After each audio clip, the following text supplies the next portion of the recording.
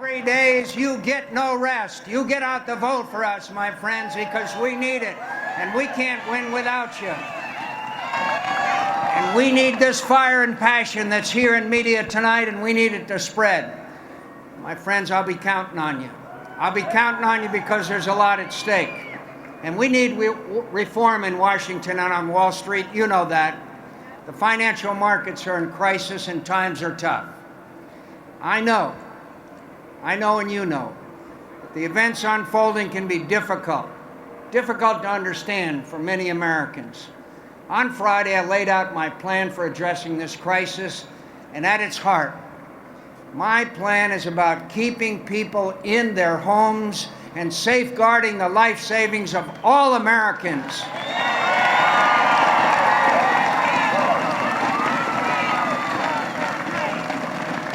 By protecting our financial system and capital markets, and these are my priorities. And my friend Senator Obama has declined to put forth a plan of his own. I'm not surprised.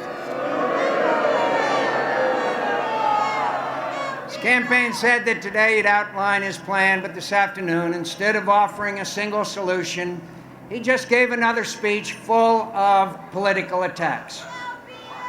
1 week after this crisis began, Senator Obama has still not offered any plan of any kind.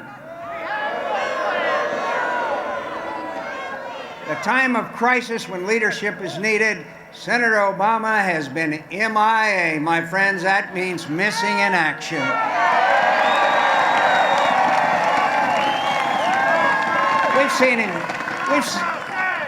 We've seen him play this game before. As a state senator, he voted present nearly 130 times on difficult issues. Remarkable.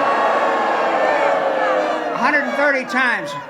My friends, Senator Obama may not realize it, but when you don't get to be vote present when you're President of the United States of America, you don't get to vote present.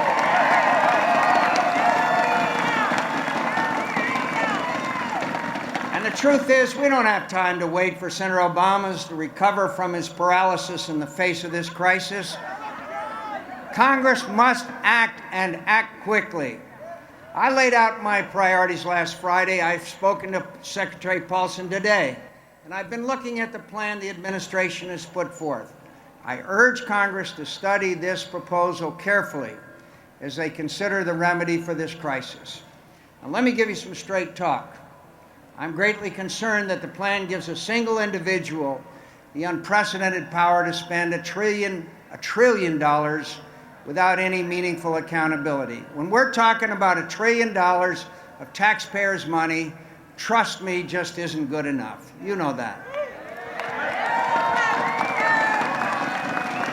We won't solve a problem caused by poor oversight with a plan that has no oversight. Part of the reason we're facing this crisis is an antiquated regulatory system of uncoordinated agencies that haven't been doing the job, my friends, and that's to hold accountable the firms we help.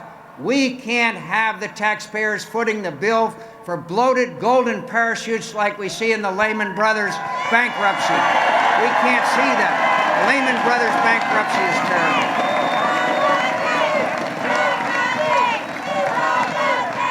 You know, the top executives there are asking for $2.5 billion in bonuses after they ran the company into the ground.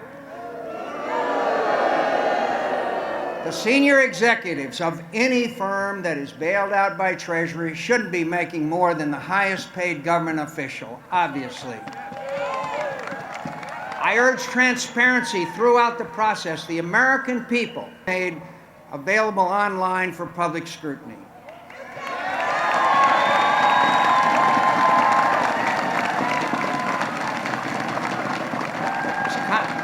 As Congress examines this package, I would encourage all members to set aside the pressures of Washington and Wall Street as we determine what to do. My friends, we got to help people stay in their home. We got to protect American savings, and we got to keep students with loans in school. What we need in any reform is accountability for Wall Street, accountability for government, and a commitment to protecting people's homes and life savings and restoring our financial markets. My friends, times are tough for our economy, jobs for Americans, and get this country back on track.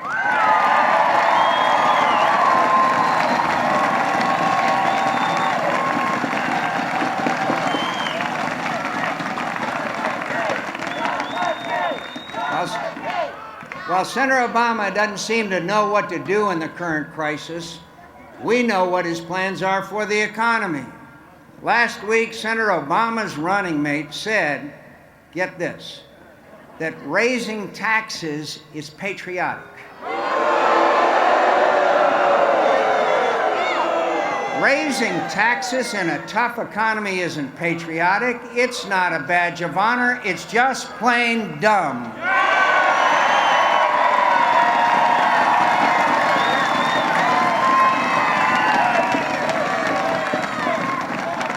The billions in tax increases that Senator Obama is proposing would kill even more jobs during tough economic times. I'm not going to let that happen. I'm not going to raise your taxes.